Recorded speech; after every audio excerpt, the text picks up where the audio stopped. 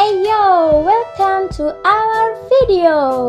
Berjumpa lagi dengan kami kelompok 23 yang beranggotakan Eftia Zalza Febrina, Hoiria Azahro, dan Mirna Septiani.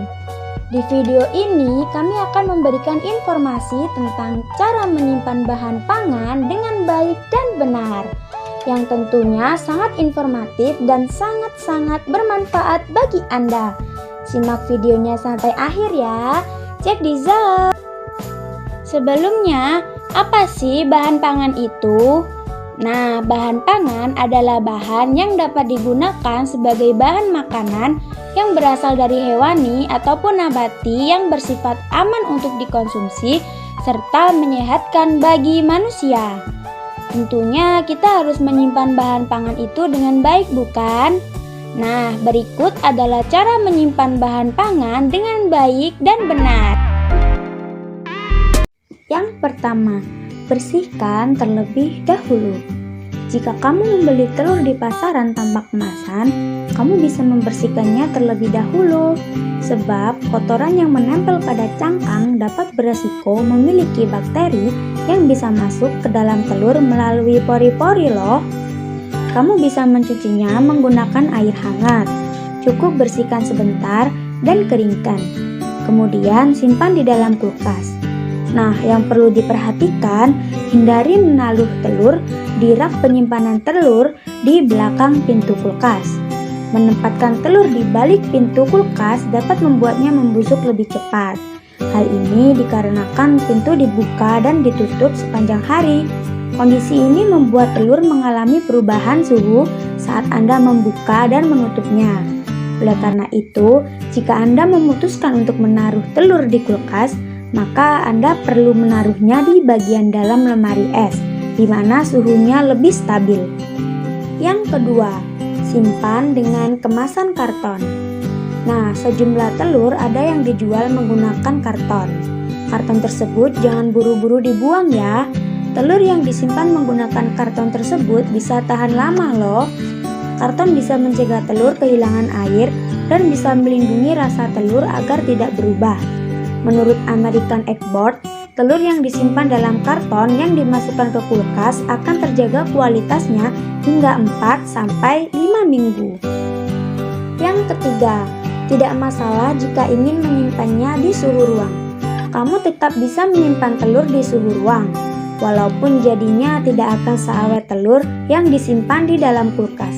Sebelumnya, pastikan dulu kalau telur tidak berusia lebih dari 4 minggu. Selain itu, pastikan juga menyimpan telur menggunakan rak khusus atau karton, sehingga telur dapat diletakkan dengan posisi yang lebih runcing menghadap ke bawah. Meletakkan telur dengan posisi tersebut penting agar kantong udara yang berada di bagian tumpul tetap berada di atas, sehingga tidak ada penekanan isi telur dan merusaknya. Yang pertama, jangan dicuci terlebih dahulu. Mungkin masih banyak yang beranggapan bahwa sehabis membeli daging ayam, mencucinya harus dilakukan sesampainya kita di rumah. Namun, menurut ahli, daging ayam mentah sebaiknya tidak dicuci sebelum dimasak. Lalu, bagaimana jika ragu akan kebersihan ayam yang dibeli dari pasar? Nah, ayam bisa dibersihkan dari kotoran dan bakteri dengan merebusnya sebentar. Buang airnya, lalu siram air mengalir. Yang kedua, simpan dengan menggunakan wadah khusus. Penyimpanan daging ayam agar membuatnya menjadi lebih awet di dalam kulkas adalah dengan meletakkannya pada bagian freezer. Akan tetapi, jangan langsung ditaruh begitu saja dalam ruangan freezer. Sangat disarankan agar Anda menyiapkan sebuah wadah khusus guna menyimpan daging ayam. Anda dapat menggunakan wadah plastik yang agak besar sehingga dapat menampung seluruh stok daging. Jangan lupa agar menutupnya dengan rapat. Hal tersebut guna menghindari aroma daging agar tidak mempengaruhi makanan lain di dalam kulkas. Yang pertama, pisahkan bawang merah dan bawang putih. Kedua jenis bawang ini memang tidak bisa dipisahkan sebagai bumbu dalam masakan. Tetapi, kedua jenis bawang ini harus kamu pisahkan di wadah yang berbeda. Hal tersebut disebabkan oleh perbedaan gas yang dikeluarkan pada bawang merah dan bawang putih dapat membuat pembusukan menjadi lebih cepat. Yang kedua, simpan bawang putih utuh di tempat terbuka, tapi hindari panas matahari langsung. Nah, untuk bawang utuh yang belum dikupas sebaiknya disimpan di tempat terbuka agar tidak cepat membusuk. Kamu bisa menyimpannya dalam jaring-jaring plastik, wadah berventilasi, atau dibiarkan di atas nampan. Tapi jangan sampai terkena panas matahari langsung ya, bisa-bisa bawang jadi kering. Yang ketiga, jemur sesekali agar tidak lembab. Meski tidak boleh terkena sinar matahari langsung, bawang juga sesekali butuh dijemur loh. Tujuannya untuk mengurangi kadar kelembapan di permukaan dalam yang masih tertutup kulit. Gak perlu lama-lama, cukup diangin-anginkan sebentar di ruangan terbuka. Manfaatkan panas matahari tidak langsung dengan menjemurnya di tempat yang agak teduh. Yang keempat, hanya bawang kupas yang boleh masuk ke dalam kulkas. Bawang yang sudah dikupas harus disimpan dalam kulkas atau lemari pendingin bersuhu 4 derajat Celcius atau lebih rendah lagi untuk menghindari resiko kontaminan bakteri. Namun sebelumnya, bawang kupas harus Anda letakkan dalam wadah tertutup yang kedap udara. Cara penyimpanan ini bisa membuat bawang kupas awet hingga 10 hingga 14 hari. Yang pertama, pilihlah ikan berkualitas terbaik. Kunci utama agar ikan bertahan lama adalah saat pembelian. Belilah ikan dengan kualitas yang terbaik.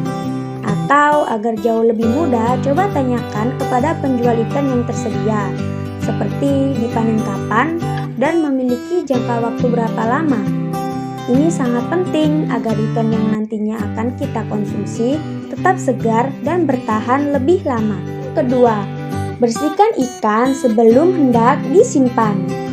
Setelah membeli ikan dengan kualitas terbaik, jangan lupa untuk membersihkan ikan terlebih dahulu. Bersihkan bagian insangnya dan buang bagian perutnya.